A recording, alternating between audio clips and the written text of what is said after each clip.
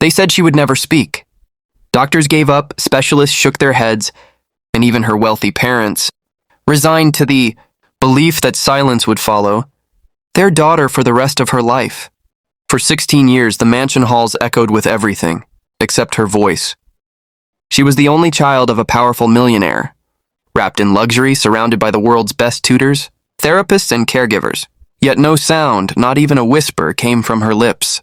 To outsiders, she was the mute heiress, a living symbol of money's limits. And then, one ordinary morning, something extraordinary happened. As the garbage truck rattled up the long driveway, its familiar hum was nothing unusual. The millionaire's daughter, sitting on the balcony in silence, stared at the man in the bright orange vest tossing bags into the truck. He wasn't a doctor, a teacher, or a therapist, just a garbage man doing his job. But what he did next shattered the impossible. For the first time in 16 years, she spoke. Not a mumble, not a whisper. Clear words, words that froze everyone in their tracks. Her voice didn't return for her parents. Not for doctors. Not for teachers. It came alive, for him. Why? What secret did this man carry that no one else could unlock? And what he revealed about her silence would expose not only the truth about the girl, but also about the father who thought money could buy anything.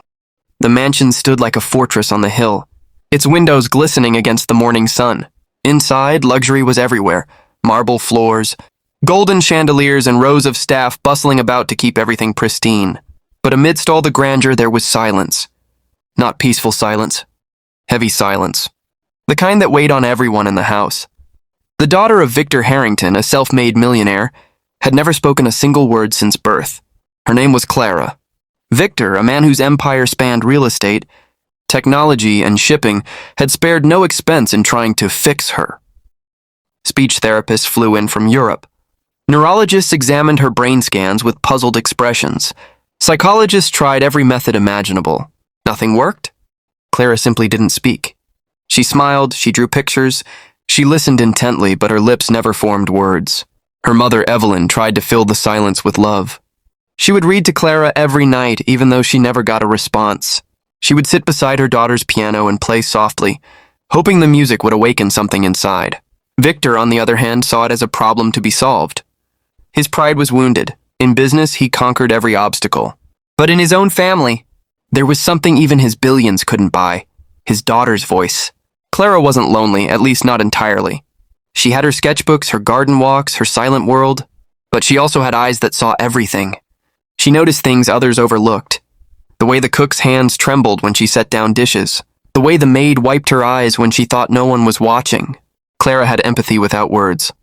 And then there was the garbage man.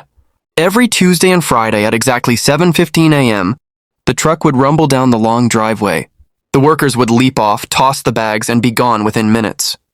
But one of them, Daniel, a wiry man in his late 30s with sun-worn skin and a crooked smile, always, looked up toward the balcony, always waved, always called out, "Morning, princess!" Even though he never got a reply. The staff thought it was odd. The millionaire found it annoying. But Clara, she noticed him. She began waiting at the balcony for the truck. Every time Daniel's presence felt different. Unlike the doctors, the tutors, or even her father, he never looked at her with pity. He never demanded she speak. He simply acknowledged her as though she were already whole. Little did anyone know, that was the key. One chilly autumn morning, Victor stood at his office window, sipping coffee when he saw it again. The garbage truck. The same worker waving to Clara. "Why does he do that?" Victor muttered. His tone wasn't kind, it was suspicious. Evelyn overheard.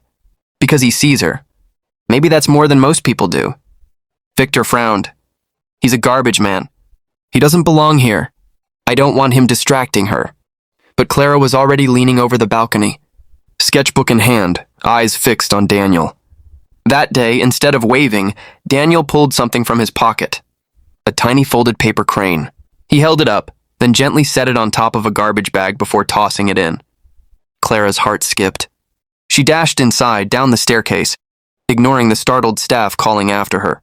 For the first time, she stepped outside to retrieve something from the garbage. She unfolded the paper crane carefully. Inside, written in messy handwriting, were the words, "You don't have to speak to be heard. That was when it happened. Her lips trembled. A sound formed. The maid gasped as Clara whispered her first word. Why? The whisper wasn't to her father. Not to her mother. It was for Daniel. When the staff told Victor, he was furious, not joyful. My daughter speaks for a garbage man before her own family? Impossible. He stormed toward Clara, demanding she repeat herself. But Clara turned away, clutching the crane. She would not perform for money, for power, or for pride. Her voice was not for show. Victor ordered the security chief, keep that man off my property. If he comes near my daughter again, he's finished. But what Victor didn't know was that Daniel carried a secret tied to Clara's silence all along. The next garbage day, the truck didn't come. Another company replaced it. Clara waited at the balcony, but Daniel was gone. Her sketchbook lay open on her lap, empty. Her lips pressed tightly shut, as if her voice had retreated with him.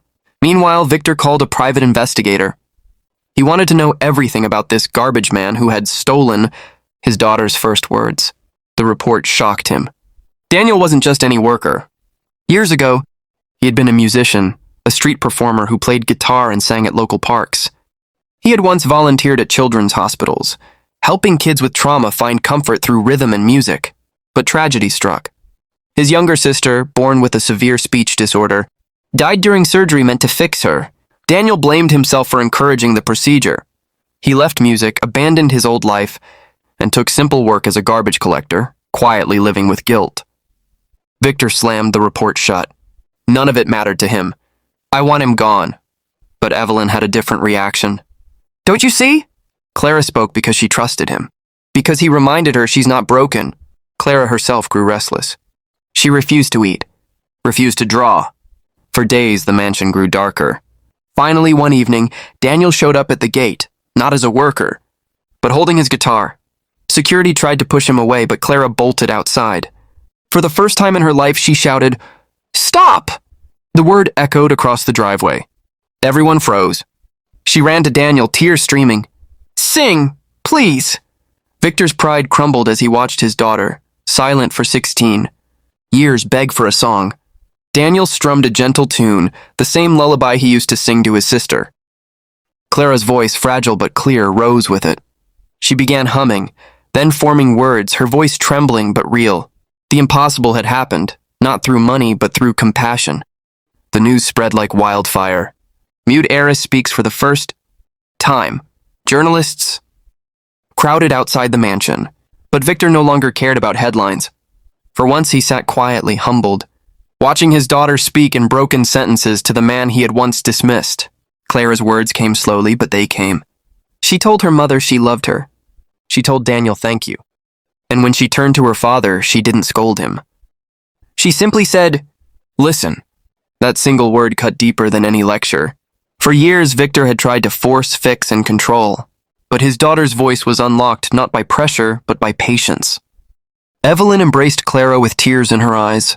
Daniel bowed his head, ready to leave, but Clara clutched his arm. You stay, she said softly. Victor, swallowing his pride, extended a hand. Mr. Daniels, thank you. From that day on, Daniel visited regularly. Not as a garbage man, not as a therapist, but as a friend. He played guitar in the garden while Clara slowly learned to speak with music. Victor funded a foundation in Daniel's sister's name, dedicated to children with speech disorders. But unlike before, this wasn't about pride. It was about redemption. And Clara? She no longer sat in silence. Her words weren't many, but each one was precious. Every sentence was a miracle, a reminder that sometimes the poorest man can give the richest gift.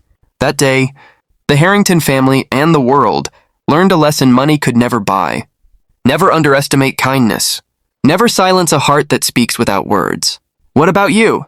If you were Clara's father, would you have trusted the garbage man or pushed him away?